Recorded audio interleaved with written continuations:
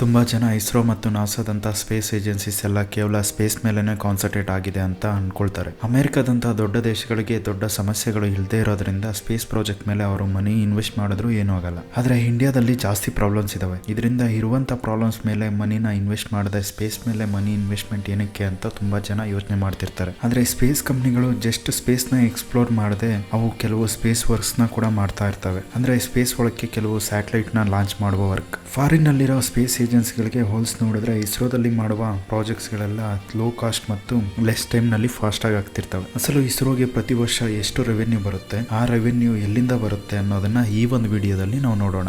ಮೊದಲನೇದಾಗಿ power of ISRO. ತುಂಬ ಜನ ಸ್ಪೇಸ್ ಎಕ್ಸ್ಪ್ಲೋರೇಷನ್ನಲ್ಲಿ ನಾಸಾ ಮುಂದಿರುತ್ತೆ ಅಂದ್ಕೊಳ್ತಾರೆ. ಅದು ಕರೆಕ್ಟೇ, ಆದರೆ ಅದು ಒಂದು ಕಾಲದ ಮಾತು. ಭವಿಷ್ಯದಲ್ಲಿ ಇಸ್ರೋನೇ ಮುಂದಿರುತ್ತೆ ಅಂತ ಹೇಳೋದಕ್ಕೆ ತುಂಬಾನೇ ರೀಸನ್ಸ್ ಇದಾವೆ. ಒಂದು ಬಾರಿ ನಾಸಾ ಮತ್ತು ಇಸ್ರೋ ಮಾಡಿದ ಪ್ರಾಜೆಕ್ಟ್ಸ್ನ ಕಂಪೇರ್ ಮಾಡಿ ನೋಡೋಣ. ನಾಸಾ 2009ರಲ್ಲಿ 100 ರೆಗ್ರೆನ್ಸ್ ಆರ್ಬಿಟ್ ಎಂಬ ಮಿಷನ್ ಅನ್ನ ಲಾಂಚ್ ಮಾಡಿತ್ತು. ಆದರೆ ಆ ಪ್ರಾಜೆಕ್ಟ್ನ ಬಿಲ್ಡ್ ಮಾಡೋದಕ್ಕೆ ಅವರಿಗೆ 3 ಇಯರ್ಸ್ ಟೈಮ್ ಬೇಕಾಯಿತು ಮತ್ತು ಈ ಮಿಷನ್ನ ಕಾಸ್ಟ್ $583 ಮಿಲಿಯನ್. ಆದರೆ ಇಸ್ರೋದಲ್ಲಿ ಚಂದ್ರಯಾನ 1 ಮಿಷನ್ನ 2008ರಲ್ಲಿ ಲಾಂಚ್ ಮಾಡ್ತಾರೆ. ಈ ಪ್ರಾಜೆಕ್ಟ್ನ ಬಿಲ್ಡ್ ಮಾಡೋದಕ್ಕೆ ಜಸ್ಟ್ 18 ತಿಂಗಳು ಮಾತ್ರ ಟೈಮ್ ಬೇಕಾಯಿತು ಮತ್ತು ಈ ಪ್ರಾಜೆಕ್ಟ್ ನ ಕಾಸ್ಟ್ $59 ಮಿಲಿಯನ್.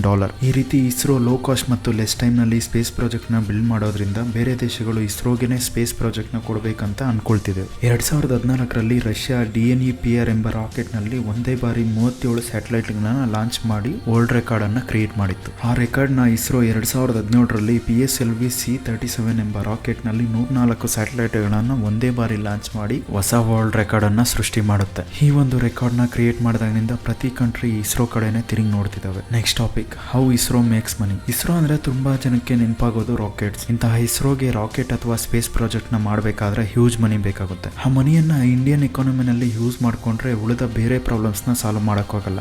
ಆದ್ದರಿಂದ ಇಸ್ರೋಗೆ ಇನ್ಕಮ್ ಸೋರ್ಸ್ ಅನ್ನೋದು ಬೇರೆ ರೂಟ್ಸ್ ನಿಂದನೇ ಬರಬೇಕು. ಆ ಇನ್ಕಮ್ ಸೋರ್ಸ್ ಅನ್ನೋದು ಹ್ಯಾಂಡ್ರಿಕ್ಸ್ ಎಂಬ ಕಂಪನಿಯಿಂದ ಬರುತ್ತೆ. ಇಸ್ರೋದಲ್ಲಿ ಸ್ಪೇಸ್ಗೆ ಸಂಬಂಧಿಸಿದ ರಿಸರ್ಚ್ ಮತ್ತು ಪ್ರಾಜೆಕ್ಟ್ಸ್ ಗಳು ಮಾತ್ರ ನಡೀತಿರುತ್ತೆ. ಇದೆಲ್ಲ ನಮಗೆ ತಿಳಿದಿರೋ ವಿಷಯನೇ. ಆದ್ರೆ ಆ ಪ್ರಾಜೆಕ್ಟ್ಸ್ ಗಳಲ್ಲಿ ಕೆಲವು ಲಾಂಚ್ ಪ್ರೋಗ್ರಾಮ್ಸ್ ಕೂಡ ಇರ್ತವೆ. ಹಾಗೆ ಲಾಂಚ್ ಮಾಡೋದಕ್ಕೆ ಕಂಪ್ನಿ ಸ್ವಲ್ಪ ಮನಿಯನ್ನು ಕೂಡ ಪೇ ಮಾಡ್ತವೆ. ಇಂತಹ ವರ್ಕ್ಸ್ ನಲ್ಲಿ ಇಸ್ರೋ ಯೂಶಲಿ ಇನ್ವಾಲ್ವ್ ಆಗೋದಿಲ್ಲ. ಸೊ ಇವನ್ನ ಹ್ಯಾಂಡಲ್ ಮಾಡೋದಕ್ಕೆ ಹ್ಯಾಂಡ್ರಿಕ್ಸ್ ಅನ್ನೋ ಕಂಪನಿ ಮಾನಿಟರ್ ಮಾಡ್ತಾ ಇರುತ್ತೆ. Next, ISRO space services. ISRO main ಆಗಿ 3 ಸರ್ವಿಸಸ್ ನ ನೀಡ್ತಾ ಇರುತ್ತೆ. Number 1 sale of satellite data, number 2 satellites launching, number 3 leasing the transponder. ಇದರಲ್ಲಿ ಮೇಜರ್ ಇನ್ಕಮ್ ಇಸ್ರೋಗೆ ಮೇನ್ ಆಗಿ ಸ್ಯಾಟಲೈಟ್ ಡೇಟಾನ ಸೇಲ್ ಮಾಡೋದ್ರಿಂದ ಬರುತ್ತೆ. ಪ್ರತಿ ದೇಶಕ್ಕೆ ಕೆಲವು ಓನ್ ಸ್ಯಾಟಲೈಟ್ ಗಳು ಇರ್ತವೆ. ಇಸ್ರೋ ಲಾಂಚ್ ಮಾಡಿದ ಪ್ರಾಜೆಕ್ಟ್ಸ್ ಗಳಲ್ಲಿ ನಮ್ಮ ಸ್ಯಾಟಲೈಟ್ ಗಳು ಕೂಡ ಇದಾವೆ. ಇದರಿಂದ ಕಲೆಕ್ಟ್ ಮಾಡುವ ಇನ್ಫಾರ್ಮೇಶನ್ ನ ಹ್ಯಾಂಡ್ರಿಕ್ಸ್ ಕಂಪನಿಗೆ ಸೇಲ್ಗೆ ಅಥವಾ ಲೀಸ್ಗೆ ಕೊಡ್ತಾ ಇರುತ್ತೆ. ಹ್ಯಾಂಡ್ರಿಕ್ಸ್ ಕಂಪನಿ ಅನ್ನೋದು ಕೆಲವು ಕಂಪನಿಗಳ ಜೊತೆ ಡೇಟಾ ಇನ್ಫಾರ್ಮೇಶನ್ ನ ಸಪ್ಲೈ ಮಾಡೋದಕ್ಕೆ ಡೀಲ್ ಮಾಡ್ಕೊಂಡಿರುತ್ತೆ. ಇದರಲ್ಲಿ EADM, Astrium, Avanti group, world space ದಂತಹ ದೊಡ್ಡ ದೊಡ್ಡ ಕಂಪನಿಗಳು ಸಹ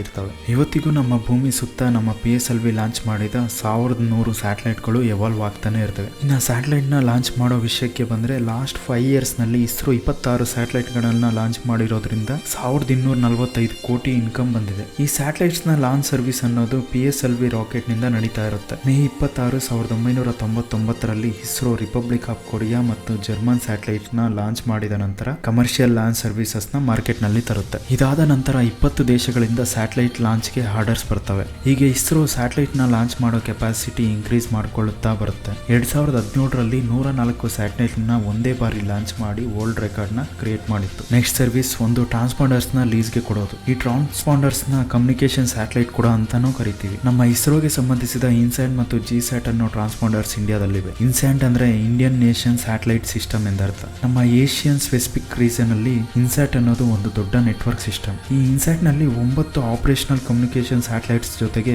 100 ಟ್ರಾನ್ಸ್ಪಾಂಡರ್ಸ್ ಕೂಡ ಇರ್ತವೆ. GSAT ಅಂದ್ರೆ ಜಿಯೋ ಸ್ಟೇಷನರಿ ಸ್ಯಾಟಲೈಟ್ ಸಿಸ್ಟಮ್ ಎಂದರ್ಥ. ಇನ್ಸ್ಯಾಟ್ ಮತ್ತು GSAT ಕಮ್ಯುನಿಕೇಶನ್ ಪರ್ಪಸ್ ಗೆ ಮಾತ್ರ ಯೂಸ್ ಮಾಡ್ತಾರೆ. ಅಂದ್ರೆ ಇವೆರಡಕ್ಕೂ ಡಿಫ್ರೆನ್ಸ್ ಏನಪ್ಪಾ ಅಂದ್ರೆ GSAT ಅನ್ನೋದು ಪೂರ್ತಿಯಾಗಿ ಕಮ್ಯುನಿಕೇಶನ್ ಪರ್ಪಸ್ ಗೆ ಬಿಲ್ಡ್ ಮಾಡಿದ್ರೆ ಇನ್ಸ್ಯಾಟ್ ಅನ್ನೋ ಸ್ಯಾಟಲೈಟ್ ನ ಉಳಿದ ಪರ್ಪಸ್ ಗೆ ಬಿಲ್ಡ್ ಮಾಡಿರ್ತಾರೆ. ಅದಕ್ಕೆ ಇವಲ್ಲಿ ಕೆಲವು ಹೈಬ್ರಿಡ್ ಸಿಸ್ಟಮ್ ಅನ್ನ ಯೂಸ್ ಮಾಡಿರ್ತಾರೆ. ಇನ್ಸ್ಯಾಟ್ ನಿಂದ ನಮಗೆ telecommunication, television service, news gathering, weather forecasting report, society applications, space research ಮತ್ತು ರಿಸ್ಕಿ ಆಪರೇಷನ್ಸ್ ಬಗ್ಗೆ ನಮಗೆ ಮಾಹಿತಿ ಸಿಗುತ್ತೆ. ಕೆಲವು ಕಂಪ್ನೀಸ್ಗೆ ಈ ಟ್ರಾನ್ಸ್ಪಾಂಡರ್ಸ್ ಕಲೆಕ್ಟ್ ಮಾಡೋ ಇನ್ಫಾರ್ಮೇಶನ್ ತುಂಬಾನೇ ಇಂಪಾರ್ಟೆಂಟ್. ಫಾರ್ ಎಕ್ಸಾಂಪಲ್, ಒಂದು ನ್ಯೂಸ್ ಚಾನೆಲ್ ನ ಆಪರೇಟ್ ಮಾಡಬೇಕಂದ್ರೆ ಈ ಸ್ಯಾಟಲೈಟ್ ಕನೆಕ್ಷನ್ ಅನ್ನೋದು ತುಂಬಾ ಇಂಪಾರ್ಟೆಂಟ್ ಆಗಿರುತ್ತೆ. ಆದ್ರೆ ಪ್ರತಿ ನ್ಯೂಸ್ ಚಾನೆಲ್ಗೆ ಓನ್ ಆಗಿ ಸ್ಯಾಟಲೈಟ್ ನ ಪರ್ಚೇಸ್ ಮಾಡಿ ಲಾಂಚ್ ಮಾಡೋಕ್ಕಾಗಲ್ಲ. ಈ ನ್ಯೂಸ್ ಚಾನೆಲ್ಸ್ ಸ್ಪೇಸ್ ನಲ್ಲಿರುವ ಟ್ರಾನ್ಸ್ಪಾಂಡರ್ಸ್ ನ ಲೀಸ್ಗೆ ತಗೊಳ್ತವೆ. ಹೀಗೆ ಇಸ್ರೋ ತನ್ನ 100 ಟ್ರಾನ್ಸ್ಪಾಂಡರ್ಸ್ ನ ಲೀಸ್ಗೆ ಕೊಡೋದ್ರಿಂದ ಇನ್ಕಮ್ ಅನ್ನೋದು ಜನರೇಟ್ ಆಗುತ್ತೆ. Next ISRO earnings. 1992ರಿಂದ 2014ರವರೆಗೆ ಇಸ್ರೋ ತನ್ನ ಸರ್ವಿಸಸ್ ನ ಸೇಲ್ ಮಾಡಿದ ನಂತರ 4408 ಕೋಟಿ ಇನ್ಕಮ್ ಬಂದಿದೆ. 2013ರಿಂದ 2015ರವರೆಗೆ ಇಸ್ರೋ ತನ್ನ 13 ವಿವಿಧ ದೇಶಗಳಿಗೆ ಸಂಬಂಧಿಸಿದ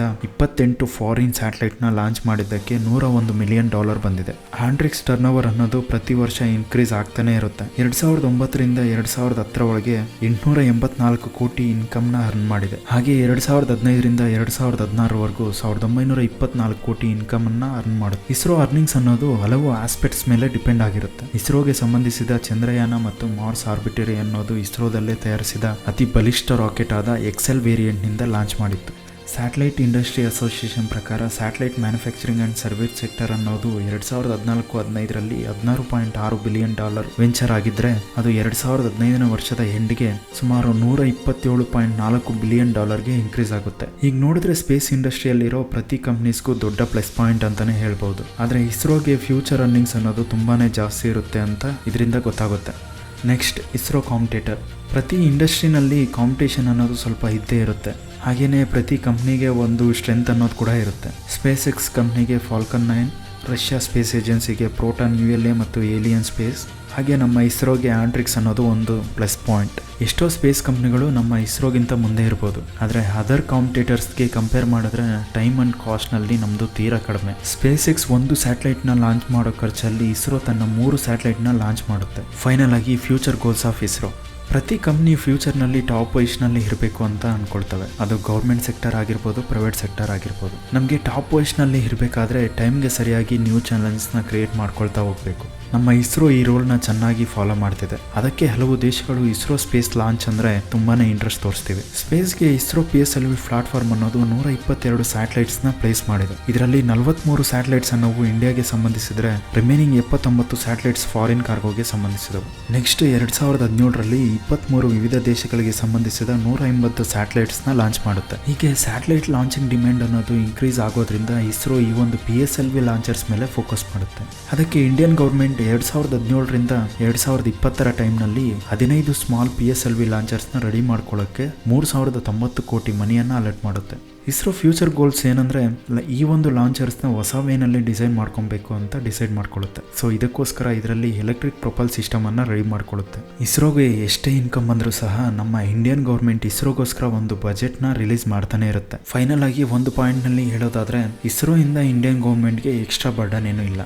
ಇಸ್ರೋ ಇಂದ ಇಂಡಿಯಾಗೆ ಪ್ಲಸ್ ಪಾಯಿಂಟ್ ಅಂತಾನೆ ಹೇಳ್ಬೋದು. ಯಾಕಂದ್ರೆ ಮುಂಚೆ ಇಸ್ರೋ ಅಂದ್ರೆ ತುಂಬಾ ದೇಶಗಳು ನಿರ್ಲಕ್ಷ್ಯದಿಂದ ನೋಡ್ತಿದ್ರು. ಆದ್ರೆ ಈಗ ಅದೇ ದೇಶಗಳು ಸ್ಪೇಸ್ ರಿಸರ್ಚ್ ಮತ್ತು ಸರ್ವಿಸ್ಗೋಸ್ಕರ ಇಸ್ರೋನ ಹೆಲ್ಪ್ ಕೇಳ್ತಿವೆ. ಈಗಾದ್ರೆ ಸ್ಪೇಸ್ ಕಂಪ್ನಿಗಳು ತನ್ನ ರಿಸರ್ಚ್ಗೋಸ್ಕರ ಇಸ್ರೋನ ಅಬ್ಸರ್ವ್ ಮಾಡ್ತಿದ್ದವು. ಹಾಗೆ ಇಂಡಿಯಾದಲ್ಲಿರುವ ಸರ್ವಿಸಸ್ನ ಯುಟಿಲೈಸ್ ಮಾಡ್ಕೊಳ್ಳೋದಕ್ಕೆ ಕೂಡ ಅವು ಇಷ್ಟಪಡ್ತಿವೆ. ಫ್ಯೂಚರ್ನಲ್ಲಿ ಇಸ್ರೋ ಇನ್ನಷ್ಟು ಸಕ್ಸಸ್ ಆಗುತ್ತೆ ಅಂತ ಮತ್ತು ಸ್ಪೇಸ್ನಲ್ಲಿ ಇಂಡಿಯಾದ ಸಾಮರ್ಥ್ಯ ಏನು ಅಂತ ತೋರಿಸುತ್ತೆ ಅಂತ ಹೇಳ್ತಾ ಈ ಒಂದು ವಿಡಿಯೋದನ್ನ ಮುಗಿಸ್ತಿದ್ದೀನಿ. ಈ ಒಂದು ವಿಡಿಯೋ ನಿಮಗೆ ಇಷ್ಟ ಆಗಿದ್ರೆ ಲೈಕ್ ಮಾಡಿ ಮತ್ತು ನಿಮ್ಮ ಫ್ರೆಂಡ್ಸ್ಗೆ ಶೇರ್ ಮಾಡಿ ಮತ್ತು ನಿಮ್ಗೇನು ಅನಿಸ್ತಿದೆ ಅನ್ನೋದನ್ನು ನಮಗೆ ಕಮೆಂಟ್ ರೂಪದಲ್ಲಿ ತಿಳಿಸಿ. ನೀವಿನ್ನೂ ನಮ್ಮ ಚಾನಲ್ಗೆ ಸಬ್ಸ್ಕ್ರೈಬ್ ಆಗಿಲ್ಲ ಅಂದರೆ ಈಗಲೇ ಸಬ್ಸ್ಕ್ರೈಬ್ ಮಾಡ್ಕೊಳ್ಳಿ ಮತ್ತು ಪಕ್ಕದಲ್ಲೇ ಇರ್ತಕ್ಕಂಥ ಬೆಲ್ ಐಕನ್ನ ಕ್ಲಿಕ್ ಮಾಡಿ.